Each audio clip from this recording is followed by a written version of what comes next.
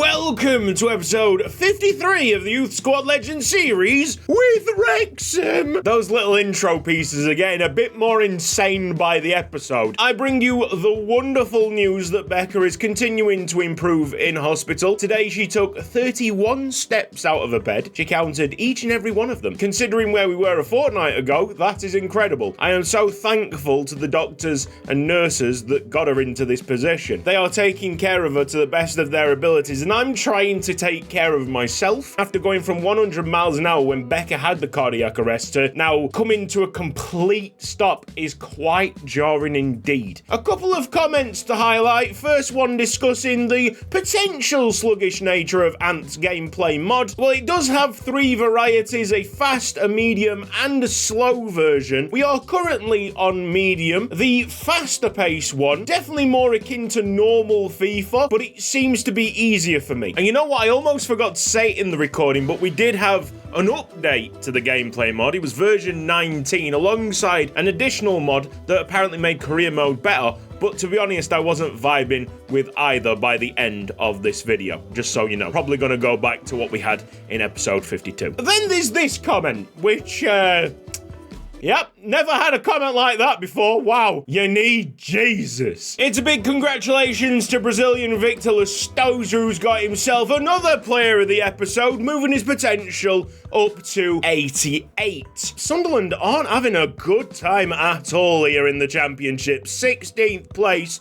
They've won 2, they've lost 2, and drawn 1 in the last 5 matches. First game of the episode, let's have it. I was struggling to find the energy yesterday to record, but instead of taking even more rest, I kind of ramped up production. I started having ideas about the main channel, the extra channel, and even though you can consider it work, it gave me greater energy and motivation waking up today, and I am so ready. That's Benzema winning the ball, lovely. Oh, Ioka took way too long for the shot. Should have been a first-timer. Tomohiro Ioka to the centre. It's chest control by Lustosa. Samasoni trying to turn. Wrexham are knocking early on. Up and over. Cesarini needs to chase. This is Higgins going into Clark. And now Matete. It's a long way out from goal, and Canales is there to meet the midfielders. Well played, mate. Benzema on his way. Option, Dari has to turn. This is Victor Lustosa. He'll find Tomohiro Ioka. Got plenty of time, but Bishop makes the save. Outswinger from Tomohiro. Where's it going? All the way back to Keone Sola. Richards. Header. Return ball. Here's Victor Lustosa. Everything slows down. Sunderland really packed in here. Everybody behind the ball. I guess in 16th place, sometimes you have to play like that. It is an incisive pass. Oh, yes! Samasoni can't miss. That is wonderful by Wrexham. Who played that ball into Ioka? With a sea of opposing players around him. Picks out a beautiful pass. Let's have a look at the instant replay. It's Canales. That's a majestic ball. Although they're making the right passes, I think we need a bit more grit in the midfield at this moment in time, because it seems like Sunderland are getting through a little bit too easily. Oh, that's not a yellow card. That is certainly not a yellow card. Not really out there by Sola. Struggling to clear our lines here. Tirantis, great name. Into Mayenda. Richards, oh my word, has just had a shambolic moment, but survived it. Came back to make the stop. Our expected goals at 1.5, Sunderland still yet to register. Oh, should be Presidents all day. Getting lucky with the 50-50 bouncers. Ioka spins the corner. Here's Cesarini. Tell you what, that wasn't a bad cross at all. Here's Mayenda, back to goal. Sharpness plays a massive role in the gameplay mod. You see it there. President got turned far too easily. No strength whatsoever. Goodness knows what Tanner's doing in the net. Feel at some point, say about the 60th minute, if we can hang on to the 1-1 scoreline, change the lineup for sharper players and see how we get on from there. Samasoni's gone a little bit too early. Who's on the ball here? Clark. Not getting around Cesarini. He can dink it up. All of a sudden, Tomohiro Ioka has got the freedom of the park. It's a growing sense that we've got more time than we actually do. It's a fantastic pick out by Benchmaker. Ioka was not there at the back post. We need to ping the passes. We need to up the intensity. Sunderland really have sealed the door tightly shut since that first goal went in. There goes that final whistle. We'll take the point here. Learn from it. Few boos ringing out in the stadium. That's a surprise. Could have been better, could have been worse for that first game. I would say that we lost our way a little bit after we went 1-0 up. 5th against 7th here. Bristol City having a great season so far, accumulating 45 points in the 25 matches. We're on 38. We are just outside the playoff picture, but there is a widening, worrying gap. Let's get into a press conference and just boost up the morale as much as we can. And after missing it in game 1, we're going to go hard on collect the trophies. Oh, yes. Oh, come on now. Bristol City, the last 5 matches, outstanding. They've won every single one. They've even got a few regens there on the subs bench. Darko Leskovar, is he going to feature today? Hang on, how is Danny Binns only 37 sharpness? Game for real, are we okay? Maybe that career fix ain't fixing. Oh, Tutul, it's Bristol City against Wrexham. Come on, I want to see more from our attacking outlet. Where's your physicality? Canales goes in for a standing tackle. Stick a slide challenge in or something. Yeah, it's Cesarini. That'll be Canales winning the ball,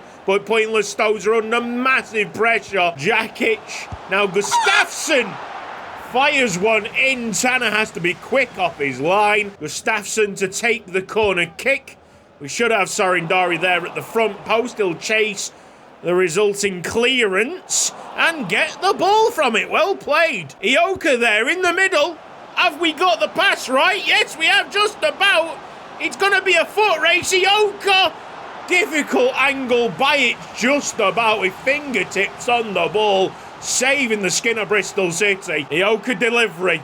Sola all over it. No one's there at the front post. Someone's got to be just gambling. It's Cesarini with time. He's going to take a long shot.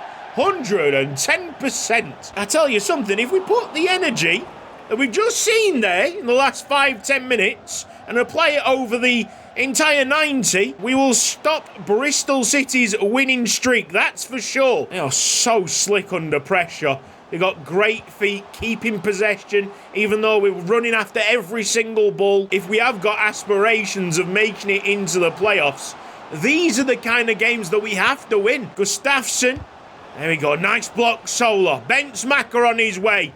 I'm going long. Sarindari, he's made the right run at the right time. He's one-on-one with the goalkeeper, and he slipped into the bottom corner. It's breakaway football from the mighty Wrexham. That was tremendous. 24 minutes on the clock. The game plan so far being played to perfection. And it's a breakaway again. They just can't stop the counter. It's Sorin for a brace. It's Wrexham 2, Bristol City 0. What we got wrong against Sunderland, we are getting so right against Bristol City. It is far more aggressive from Lustosa, from Canales, from the defenders. They're getting the tackles in. Well played, Cesarini. Wonderful pressure. What can Canales do? Just lift it up. Tomohoro's all over that. Van Dinteren to the inside, but Atkinson gets in the way. Position Cesarini a bit more wide. Yes, he gets another standing tackling. It is so clean from the San Marinese defender. A wonderful pass through. He's having a killer episode. It's Van Dinteren. It is 3-0. Believe it, Wrexham fans. They're a bit delirious right now. This is a massive scoreline. They just can't live with this break. We've pulled it back. Van Dinteren. Well, it was a smart idea to Ioka, but it needs more accuracy on the pass. Mack has gone all the way across. You know what? He has won the ball there. Calls for half-time. It's an amazing 45 minutes. We've given them one hell of a bloody nose. Sola, brick wall back there. Canales has got pickpocketed. Now then, there you go. Bristol City back in it. Canales should not be losing the ball in that position. But honestly, the tackle was so quick, lightning fast. I couldn't react to it. Bell has all the time in the world to pick his spot. It's not as comfortable anymore. Hazard getting the better of Danny Bins. Ball to the back post. Gustafsson's just there, and somehow he gets it through Tobias Tanner. That is 3-2. All of a sudden, the game's got a very different outlook. That is a never say die attitude. A lot of time still remaining in this match. Just under 30 minutes for Bristol City to grab another and complete an outstanding comeback. I can't control the ball at all. There's Tanner, well played. Has all the Bristol City possession. Meant that we have lost our legs a little bit. We are looking slightly tired. Tomoharu, but we are doing well. Still very well on the counter-attack. It's a wonderful placed finish. Hat-trick hero Sorindari. 4-2 Wrexham. What a game. I touch myself to these kind of games. Hell do I. Awkward silence. Yep. Now cut to Yuko Ike's Haiku Chronicles. Welcome to Yuko Ike's Haiku Chronicles with your host, Yuko Ike. Fantasy team names. Wanyamas in pajamas. How original. We have ran our little legs off. We've only made 65 passes. Bristol City 125. Almost double. Full time.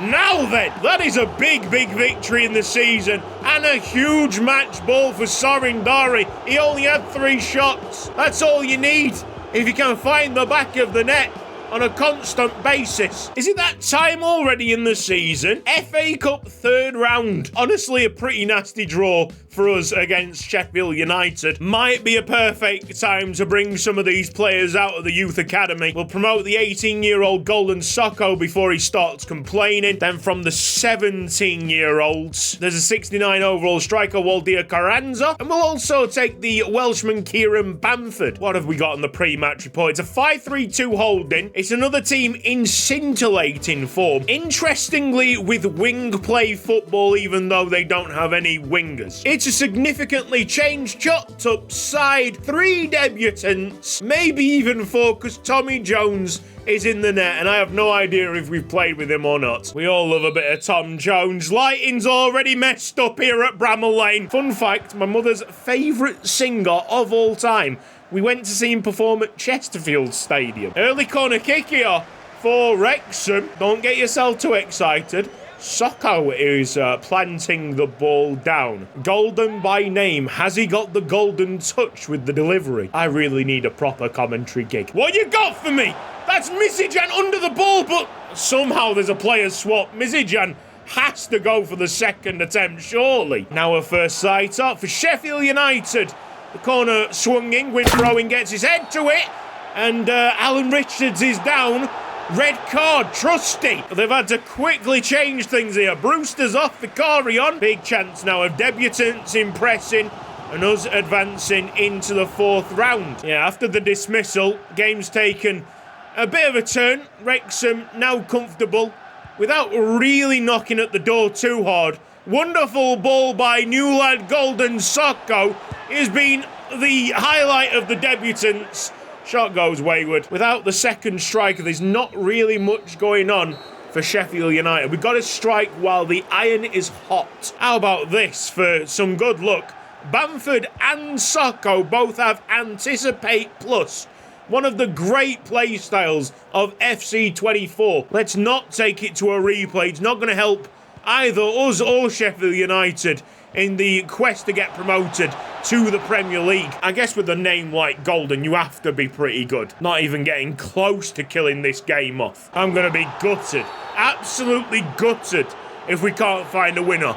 This has been incredibly disappointing from an attacking perspective. So no more Tristan Hicks. Ioka moved to the right-hand side. Huxley coming in for Carranza, who's barely touched the ball. And I think that might be it. All our 5 substitutions are done. Something needs to happen. I mean, it could end in embarrassment. But I'd rather throw the kitchen sink at it and lose the match. Now then, Huxley, has he got the legs? I think Midyard has. Just slip it in. The first chance! The first goal! All made from Golden Socko, winning the ball on the edge of our box. Oh, what's new, pussycat, indeed. It has taken the full 90 minutes for us to register a proper shot in anger. And to be honest, it wasn't even an angry shot, just slipped under the goalkeeper, nice and calm. A big goal just to keep the fixture congestion to a minimum. And that's what it should all be about. Forget scrapping the FA Cup replays. If you want no replays, you must win your games. It's 1-0 Wrexham. Socko man of the match. I would be surprised if it was anyone else. Defending, won 4 standing tackles. Only made 4 standing tackles. 5 interceptions. The only thing you could say is a negative is the Jules 1 rather low there. Mate, that is a wonderful little debut. Are you joking me? Carranza makes senior debut and they've taken a shot of what appears to be the dugout roof. Amazing! Probably where he stays, because man, that was horrific. At points, it was like playing with 10 men out there. And all of a sudden, we get a transfer offer for him. I know he's got massive potential, so £7.5 million. There's no point of me underselling myself. There's another Carranza transfer offer. What is going on? Is Carranza already stuck in a transfer request or something? You have got to be joking me. It's another Carranza transfer offer. This one comes with a swap deal attached. What are they doing? They've only got 1 striker and 1 winger. Oh, but don't worry, lads. They got 3 goalies. £7.4 million is accepted. Get in there. What a sum of money. Out you go, Waldia Carranza. That was very, very sudden. He's got blistering potential. He'll be a fine footballer one day, but you can't go out and perform like that on your debut for Wrexham. It's not good enough. I'm sorry. We certainly need more strikers. I don't know if you've noticed yet, but Van Dinteren is struggling to adapt to the new gameplay, so we need to help him out a little bit. We need to take the pressure off. We could go and sign Perkusk again, but his finishing's on the low end, or we could try and find a new lad to put a cat amongst the pigeons.